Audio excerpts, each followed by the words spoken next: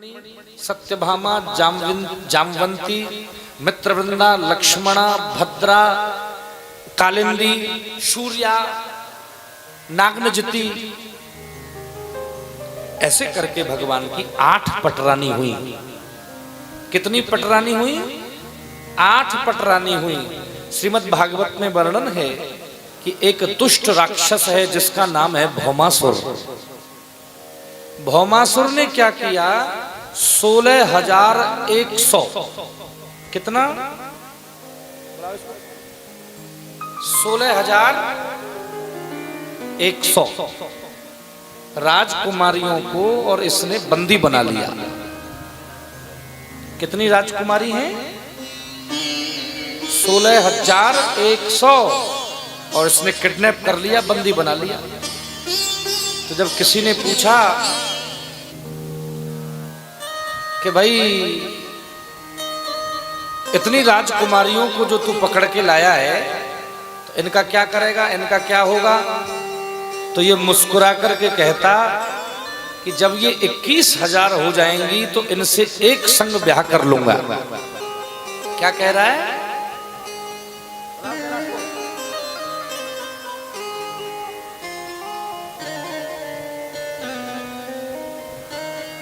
साढ़े 3 घंटा की कथा में केवल एक ही बार उठना अलाउड कर दिया जाए तो जब ये 21,000 हो जाएंगी तो एक संग इसको इनसे विवाह कर लूंगा मैं। कमाल है, बड़ी आफत है। लेकिन श्री सुखदेव कहते हैं उन राजकन्याओं का मन, स्वभाव, उनका विचार, उनकी करुण पुकार कन्हैया के कानों तक पहुंची। श्री कृष्ण आए और श्री कृष्ण ने आकर के भौमासुर का उद्धार कर दिया। अब भौमासुर का तो उद्धार हो गया, लेकिन अब प्रश्न ये उठा कि ये जो भौमासुर की जेल में बंद हैं 16,100 राजकुमारियां, ये कहां जाएंगी? इनसे कौन ब्याह करेगा? इनको कौन अपनाएगा? ये कहां जाएंगे?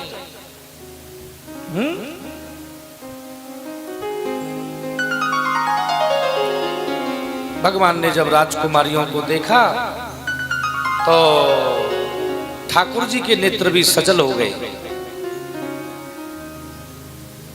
मनो सब के सब भगवान से कह रही हों, सब के सब ठाकुर जी से कह रही हों कि कन्हैया तुमने इस दुष्ट को तो मार दिया, लेकिन अब हमारा क्या होगा? हमसे तो कोई ब्याह नहीं करेगा, हमसे तो कोई शादी नहीं करेगा, हमसे तो हमारा तो सब मजाक बनाएंगे, हमारा उपहास होगा, लोग हमारी खिल्ली उड़ाएंगे, लोग कमेंट्स करेंगे कि भाई भौमासुर की जेल में रह के आई है, क्या गारंटी है कि ये शुद्ध ही है?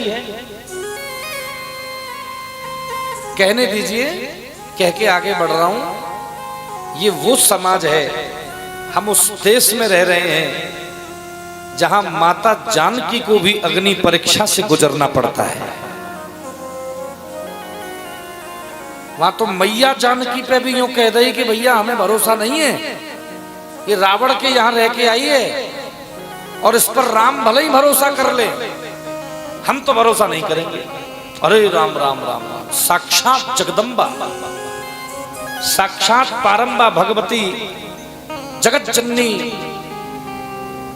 जानकी, और उसकी पवित्रता पर भी लोगों ने प्रश्न चिन्ह उठा दिया। तो राम ने त्याग दिया कि सीता, अगर मेरी प्रजा का एक व्यक्ति भी किसी कारण असंतुष्ट है तो मैं वह असंतुष्टि का कारण अपने पास नहीं रख सकता। तू चली जा मेरे यहां से, जंगल में जाके रहे, वन में जाके रहे। क्षमा करिए, पति राम ने पत्नी सीता को नहीं त्यागा, राजा राम ने रानी सीता को त्यागा। एक कोई हमसे कह रहा था ये कोई अच्छी बात है, ये कोई अच्छा व्यवहार है, राम ने ऐसा क्यों किया? मैंने कहा ना ना, पति राम ने पत्नी सीता को नहीं छोड़ा है, एक राजा ने रानी सीता को छोड़ा है।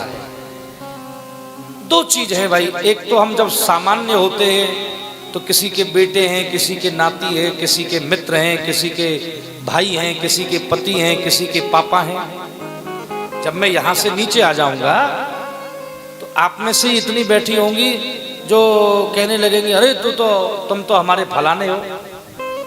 होता है ना सब संबंध। तो यहां से नीचे आने के बाद मैं किसी का पुत्र हो जाऊंगा, किसी का पति हो जाऊंगा, किसी का पिता हो जाऊंगा। लेकिन जब मैं यहां बैठा हूं, क्षमा करना मुझे, मैं 1000 साल का बन के बैठा हूं यहां। मुझे आप दिख नहीं रहे हैं। मुझे नीचे बैठा आदमी ये नहीं दिख रहा है कि ये मेरी माँ है, कि ये मेरा पिता है, कि ये मेरी पत्नी है, कि ये मेरा पुत्र है। नहीं, जब मैं यहां बैठा हूं तो गुरु बन करके बैठा हूं, आचार्य बन करके बैठा हूं। क्यों? क्योंकि ये जगह व्यवहार से ऊंची है। ये जगह जागतिक व्यवहार से ऊंची है भाई। ये श्रेष्ठ जगह है। ऐसे ही सामान्य व्यक्ति होना अलग बात है और राजा होना अलग बात है। तुम जब तक कुछ नहीं हो तो कुछ भी बकते रहो, और जब अचानक तुम मुख्यमंत्री हो जाओगे तो जिम्मेदारी बढ़ जाएगी। फिर बकवास नहीं कर सकते। फिर तो एक एक शब्द का आपको जिम्मेदारी तय करनी होगी कि ये हमने कहा है तो क्यों कहा है।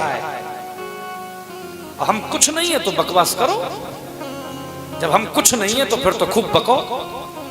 लेकिन यदि हम कुछ हैं तो हम यहाँ व्यासपीठ पर बैठ करके कुछ भी नहीं कह सकते। अरे तुरंत हमारी कही हुई बात को काट लिया जाएगा, उसको इंटरनेट में वायरल कर दिया जाएगा, हमारे नाम के पुतले फूकने लगेंगे कि एक बहुत वरिष्ठ कथावाचक ने ये शब्द कैसे कह दिया। तो ये कितनी बड़ी जिम्मेदारी है हमारी कि हम 4 घंटे यहाँ बैठते हैं तो एक एक शब्द नपातुला बोलते हैं कि कुछ भी गलत ना निकल जाए, कुछ भी ऐसा ना निकल जाए जिससे समाज के किसी व्यक्ति को भी तकलीफ हो जाए। तो ये सामान्य व्यक्ति जब तक आप रहते हैं तब तक आप दुनिया भर के आडंबर करते हैं, और जैसे ही जिम्मेदारी आ जाती है किसी भी व्यवस्था की तो फिर आप मौन हो जाते हैं। चुप हो जाना चाहिए, मौन ही हो जाना चाहिए, क्योंकि ज्यादा बोलने से प्राय व्यवस्थाएं बिगड़ती हैं। तो अगर बढ़िया व्यवस्था चलानी है, खूब बढ़िया परिवार चलाना है, तो परिवार के मुखिया को मौन भी होना चाहिए। परिवार का मुखिया अगर बड़बड़ बड़बड़ बड़बड़ बड़बड़ बड़बड़ बड़बड़ बड़बड़ बड़बड़ करता रहेगा तो भी व्यवस्थाएं नहीं चलेंगी। तो परिवार के मुखिया को चाहिए कि वो मौन होकर के रहे। मेरी बहनें ध्यान से कथा सुनो, अटेंशन, कथा सुनो केवल। तो मौन होकर के हमको व्यवस्थाएं संभालनी चाहिए। इस तरह बंधुओं, सब के सब वो बेटियां कन्हैया की तरफ देखने लगी। गोविंद कौन ब्याह करेगा हमसे? हम यहां से निकलेंगे तो समाज हमारी खिल्ली उड़ाएगा, कोई हमारा हाथ नहीं पकड़ेगा, कोई हमको अपना समर्थन नहीं देगा। तो कन्हैया ने मुस्कुरा करके कहा, देवियों, तुमने अपने मन में अगर दूसरा कोई विचार न बनाया हो तो मैं द्वारिकाधीश श्री कृष्ण तुम सब से एक संग विवाह करने को तैयार हूं। आज से तुम मेरी पत्नी कहलाओगी, और जब तुम मेरी हो जाओगी तो मजाल है किसी की जो तुम पर एक शब्द भी बोले। किसी की इतनी मजाल नहीं रह जाएगी कि जो तुम्हारे बारे में एक शब्द भी बोल दे। अरे मार दिया जाएगा उसे, सुदर्शन चक्र से उसकी गर्दन उड़ा दी जाएगी। क्यों? क्योंकि तुम मेरी हो गई। पंडित से जुड़ जाए तो पंडिताइन, डॉक्टर से जुड़ जाए तो डॉक्टरनी, और मास्टर से जुड़ जाए तो मास्टरनी।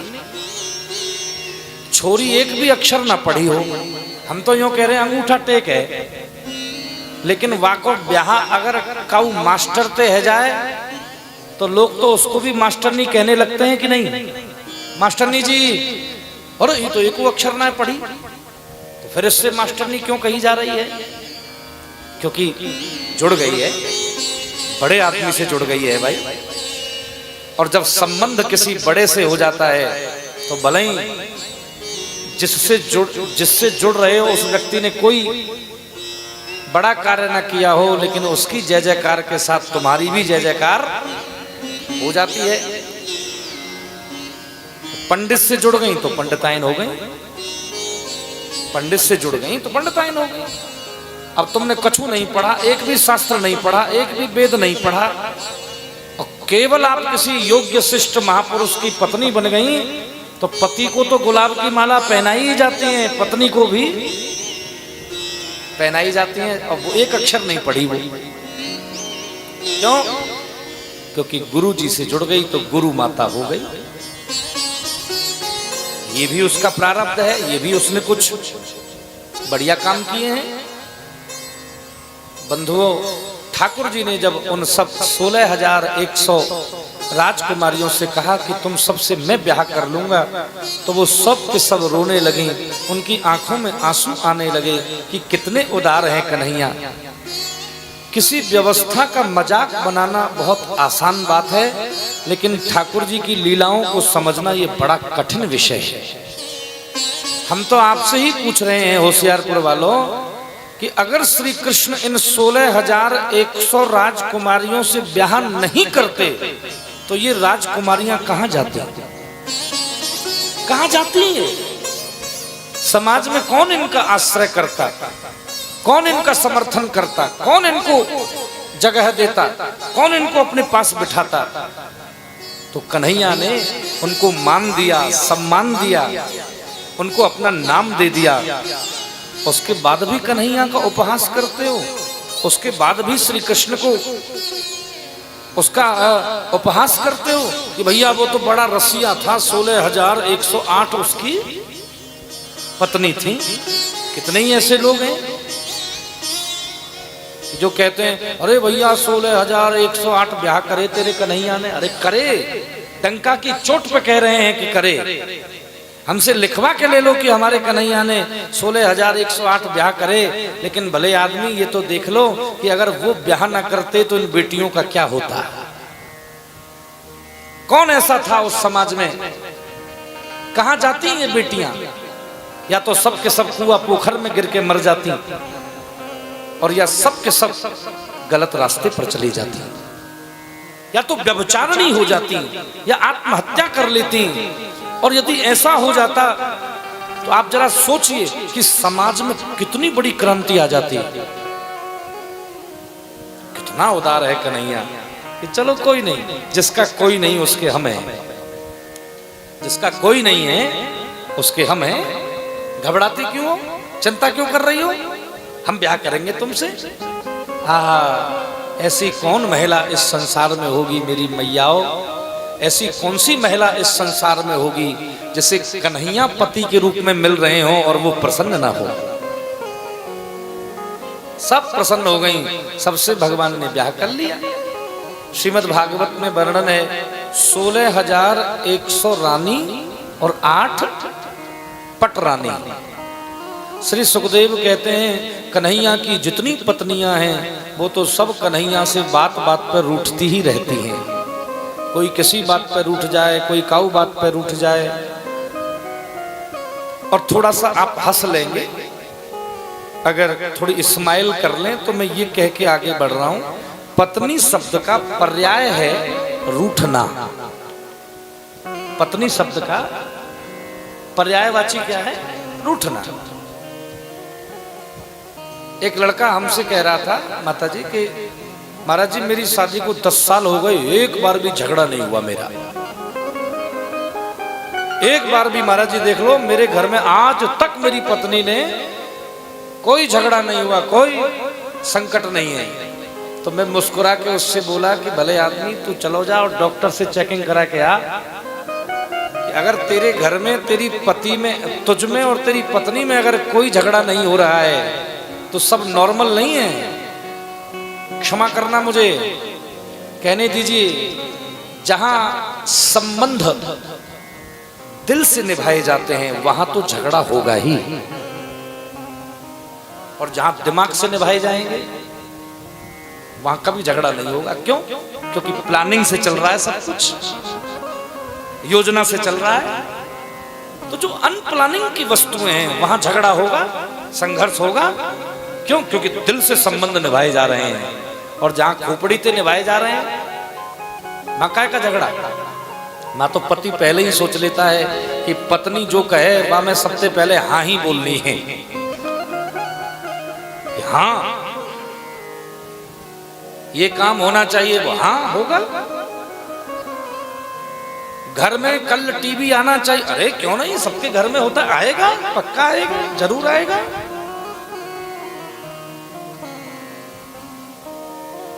और फिर जब तुम हाँ बोल देते हो तो 15-20 मिनट बाद अपनी ही बात का खंडन करने लग जाती है कि चलो रहने दो, खर्चा ज्यादा हो गया इस महीने। अगर तुम ना बोलते तो स्थितियां दूसरी हो जाती। आप लड़ नहीं रहे, आप थोड़ा, आपके अंदर द्वंद्व नहीं है, संघर्ष नहीं है आपके जीवन में, तो कह के आगे बढ़ रहा हूं, संबंध दिल से नहीं निभाए जा रहे हैं, वहां दिमाग से निभाया जा रहा है सब कुछ। तो यदि आप दिल से जीवन जी रहे हैं तो लड़ोगे, भिड़ोगे, खूब संघर्ष होगा, और फिर प्रेम भी होगा।